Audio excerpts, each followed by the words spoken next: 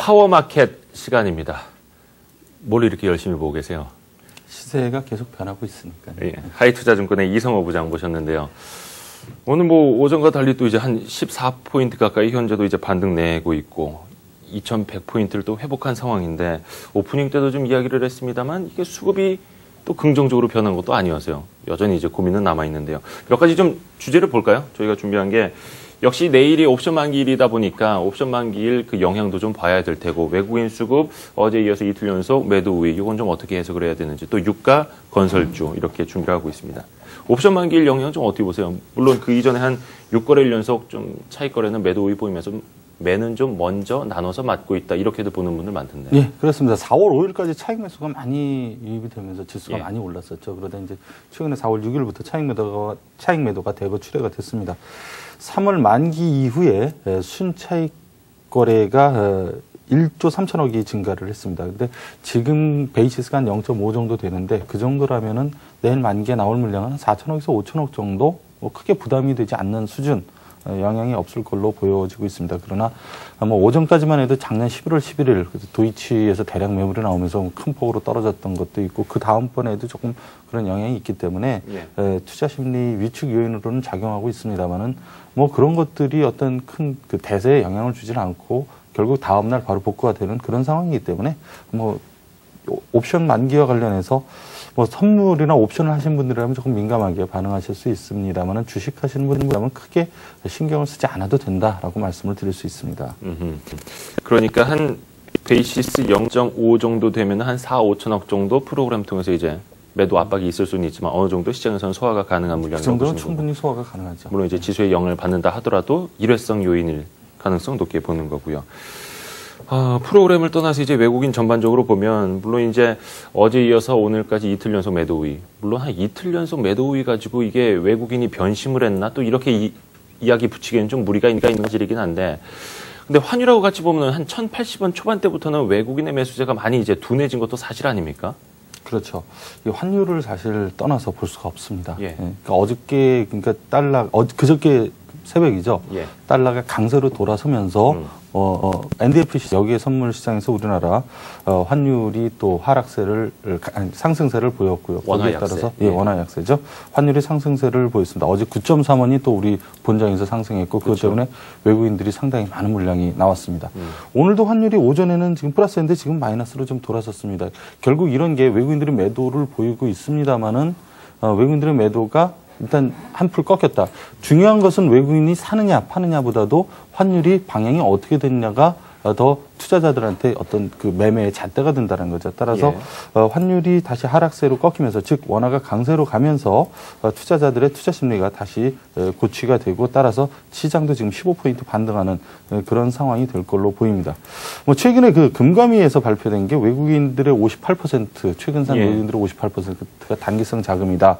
상당히 그렇다면 환율에 민감한 구조일 수밖에 없고요. 따라서 환율의 움직임이 중요한데 사실 지난 금요일 날 22일 금리 인상을 기점으로 그동안 달러가 약세를 보이다가 달러가 강세로 어느 정도 좀 전환되지 않겠느냐 그런 시각이 많았습니다. 그게 이제 이번 주 초에 영향을 미친 걸로 봅니다만은 오늘 이제 새벽에 마감된 미국 증시에서 여러 가지 재료가 나왔습니다만 거기서 잘 밝혀지지 않은 좀 이슈가 되지 않은 것 가운데 하나가 미국 연방 정부의 3월 재정 적자가 1,882억 달러로 작년 동기 대비 3배나 증가를 했다라는 거고요.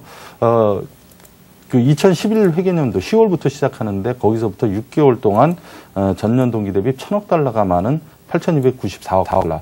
그래서 올해 전체로 봤을 때는 연방 적자가 한 1조 5천억 달러 정도 될 것이다라는 얘기고 이런 것을 봤을 때 달러가 어떤 기조적으로 강세로 가기는 상당히 어렵다. 즉 순간적으로 달러가 강세를 보일 수 있지만 결국 달러는 기조적으로 보면 약세일 가능성이 상당히 높아지고 있다.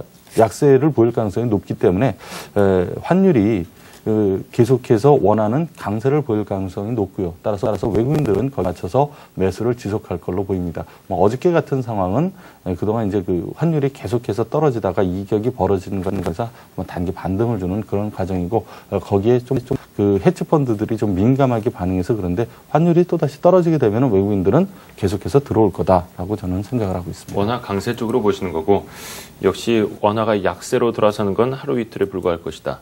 외국인도 거기에 크게 놀라진 않을 것이다. 이렇게 이야기를 해주셨네요. 뒤에 또 이제 유가에 울고 웃고 이거를 준비를 했는데 이제 국제 유가가 이틀 사이에 뭐 WTI 같은 경우는 한 6%나 이틀 사이에 조정을 받았고요. 오늘도 장 초반에 보니까 정유주 3대 정유주가 다 한 4, 5% 급락을 했거든요. 근데 그렇죠. 지금 보니까 낙폭을 또 대부분 만회를 했습니다. 이거 어떻게 접근을 해야 되는 거지? 또 이제 국제 유가 좀 조정을 받으니까 그래도 뭐 다른 항공주나 뭐 여행주들은 좀 오늘 오전에 반등 강하게 나왔거든요. 일단 항공주는 호재죠. 예. 당연히 이제 그쵸. 오늘도 WTI가 한 3% 빠졌습니다만은 ZU는 한 1.7% 정도, 1.8% 정도 하락을 했습니다. 더군다나 5월에 유가 할증료 부분이 현재 11단계인데 그게 15단계로, 16단계로 5단계나 높아집니다. 그렇기 때문에 여기서 유가까지 좀 떨어져 준다면 그동안 참 비행기가 날아야 되는데 계속해서 좀 날지를 못하는 그런 상황이었는데 또 날아갈 수 있는 여건이 마련되지 않을까 싶습니다. 물론 거기다가 여행주도 원화도 강세고. 그렇죠. 원화 강세도 되게 되면 이제 환차익 부분이 들어올 수 있는 그런 그렇죠. 쪽이기 때문에 좋고요. 정유주의 하락과 관련해서 뭐 유가가 하락하면서 전반적으로 투자 심리가 좀 악화되는 그런 상황입니다. 그러나 정유주의 실적 호전은 유가와는 직접적인 연관관계가 없습니다. 사실 스프레드, 그러니까 유가와 휘발유 가격 간의 그런 어떤 스프레드가 가장 중요하고요. 또 최근에 정유주 실적이 좋은 것은 뭐 PX 같은 그런 화학 제품들 또 윤활유 뭐 이런 것들이 호조를 보이면서 정유주 실적에 크게 기여를 한 부분이 크기 때문에 최근에 유가 오르는 게 정유주의 악재다라는 것은 상당히 좀 막연한 우려다라고 생각을 합니다. 유가가 내리는 게. 유가가 내리는 네. 게 정유주의 악재다라는 것은 막연한 생각이고 예. 그렇기 때문에 이제 지금 오후 들어서 시장이 조금 이제 분위기가 살아나니까 또 급격하게 좀 올라오고 있는 그런 게 이제 보여주고 있고요.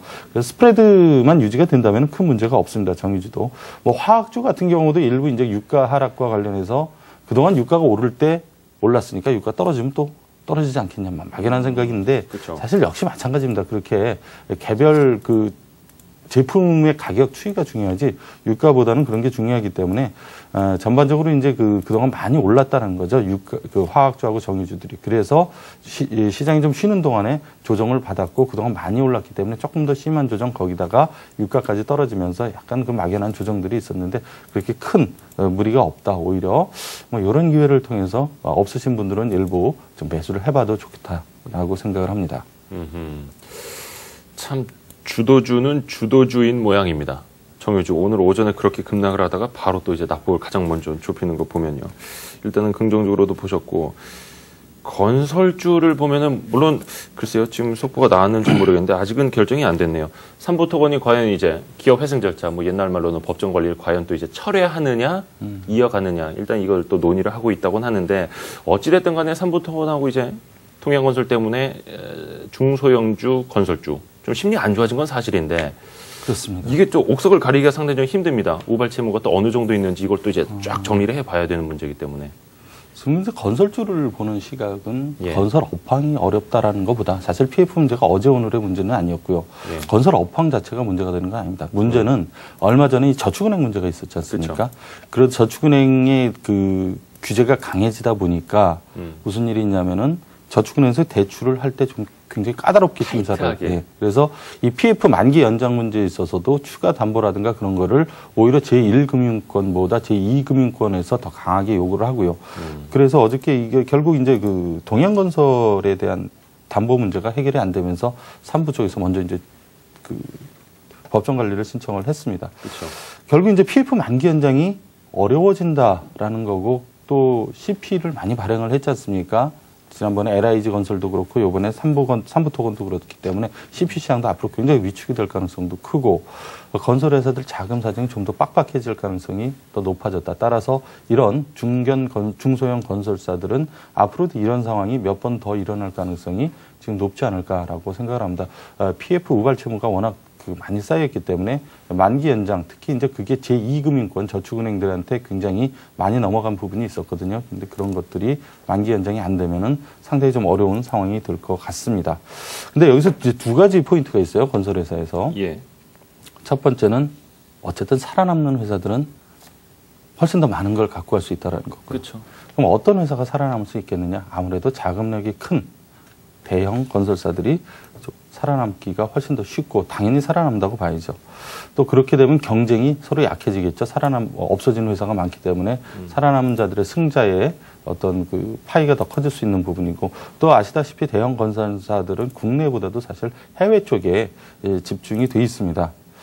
그렇기 때문에 이런 부분들, 이제 저축은행들이 좀 더 대출 관리를 타이트하게 하면서 PF 문제가 벌어지지 않을 건설사들이면 여러분들도 다 아실 거란 말이죠. 예. 그런 건설사들로 좀 집중을 해야 되는 게 아닌가라고 생각을 합니다. 물론 오늘 이제 GS건설이 쿠웨이트에서 그 와라 수처리 시설 대충 한 5억 5천만 달러 되는데 그거를 사실 뭐 저가 입찰을 했다고 그러는데 수주에 실패한 것으로 나오면서 분위기가 조금 대형 건설사들도 좀 나쁜 엎친 데 덮친 격이죠. 뭐 그런 것들 때문에 좀 하락을 했습니다만은 대형 건설사들 입장에서는 최근에 그런 어떤 일련의 사태가 결코 손해가 될 건 없다라고 볼 수가 있는 거죠. 알겠습니다. 일단은 뭐 삼부토건 이야기도 그렇고 동양건설 이야기도 그렇고 뭐 한간에서는 그런 이야기도 있더라고요. 그동안에는 이제 채권 단위 갑이었고 그렇죠. PF 이제 대출을 끼고 있는 건설사들은 이제 을의 입장이었는데 이번 일로 인해서 갑과 을이 조금 변할 수도 있겠다. 물론 이제 삼부토건이 이제 채권 날려 뒤로 하고 먼저 이제 법원으로 달려가서 좀 문제가 되긴 하는데요. 어찌됐든 간에 나중에 이제 언제 이게 이야기가 나올지는 모르겠습니다만 법원의 결정은 이제 월요일이고요. 그 전에 삼부토건이 이 법정관리 신청을 한 걸 또 처리를 하는지도 좀 봐야겠고요. 그 가운데서도 금융당국도 좀 끼어 있으니까요. 좀 예민한 문제가 되어 있습니다. 전반적인 전략 좀 이야기를 들어볼게요. 앞에서 보니까 환율도 원하는 좀 강세적으로 보시고 외국인도 크게 나가지는 않을 걸로 이제 이야기를 해주셨으니까 뉘앙스는 그래도 뭐 조정이긴 해도 길지는 않을 것이다. 뭐 이렇게 그렇죠. 귀추되나요? 어제 하락은 그 3월 중순 이후 그 굉장히 급하게 올라온 데 대한 기술적인 조정 성격이다. 예. 그러니까 20일 이격을 좀 좁히는 과정이다. 그렇게 보면 되실 것 같고요.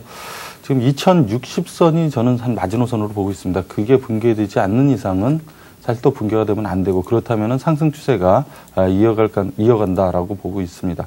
다만 이제 달러가 여기서 강세를 보이고 즉 다시 말해서 환율이 다시 올라가고 그래서 외국인들의 매도가 나오고 2060이 붕괴가 된다면은 그때는 시장에 대해서 리스크 관리를 한 쪽으로 이제 주식을 일부 어느 정도 좀 매도를 하시는 것도 괜찮지만은 아직까지 그 선을 하향 돌파를 하지 않는다면은 그냥 갖고 가시는 게 맞다라고 보고 있습니다. 또 이제 내일이 만기지 않습니까? 예. 아까 잠깐 말씀드렸는데 프로그램 매도가 뭐 오늘도 많이 나오고 어저께도 많이 나오고 많이 나왔습니다. 뭐 내일부로 인해서 이제 그 프로그램 매물이 어느 정도 좀 시장을 압박하는 게 없어진다면은 내일을 기점으로 해서 우리나라 증시 분위기도 좀 긍정적으로 변하지 않을까라는 그런 기대도 상당히 갖게 하는 부분도 있고요. 따라서 이번 조정을 기회로 인해서 뭐 화학 그리고 자동차 항상 말씀드리지만 그런 쪽에 대한 비중을 좀 확대하는 근데 자동차는 오늘 또 많이 올랐죠. 예. 이런 것들이 주도주들은 말이죠. 예. 이런 어떤 과감하게 좀 살 수 있는 기회를 잠깐만 놓쳐버리면은, 그러니까 어저께 샀어야 되는데 그게 안 되면은 또 그 다음날 확 올라. 지나간 이야기니까 좀 쉽게 하는 것도 좀 있습니다만 이번에 또 한 번 느낀 건, 야, 진짜 주도주는 주도주구나. 그렇죠? 이 장이 끝날 때까지 주도주들은 결국 주도주 역할을 할까. 과거에도 그랬고, 예. 옛날에 이제 1990년대 삼성전자 같은 경우도 그렇고, 2000년대 중반에 뭐 현대중공업, 포스코 같은 것도 그 장이 끝날 때까지 계속 선도를 해나갔기 때문에 역시 마찬가지로 그러니까 보셔야 된다. 시청자 여러분들도 귀에 못이 박히게 들은 이야기이긴 할 텐데, 저도 뭐 기관 투자가들도 만나 보면은 뭐 시장이 꺾이지 않는 한, 뭐 부장님이 말씀하신 것처럼 자동차, 화학 안 사면 뭘 사겠냐. 거기다 뭐 플러스한 반도체 정도 이야기고요. 알겠습니다. 하이투자증권의 이성호 부장 이야기 들어봤습니다. 고맙습니다. 네, 감사합니다. 예, 감사합니다.